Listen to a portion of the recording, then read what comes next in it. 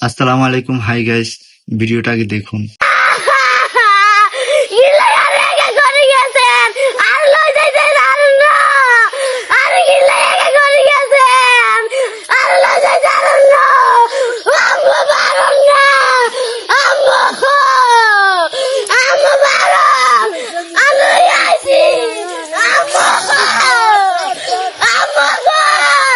মা, মাগো, ও মা, কি যে একটা মধুর শব্দ,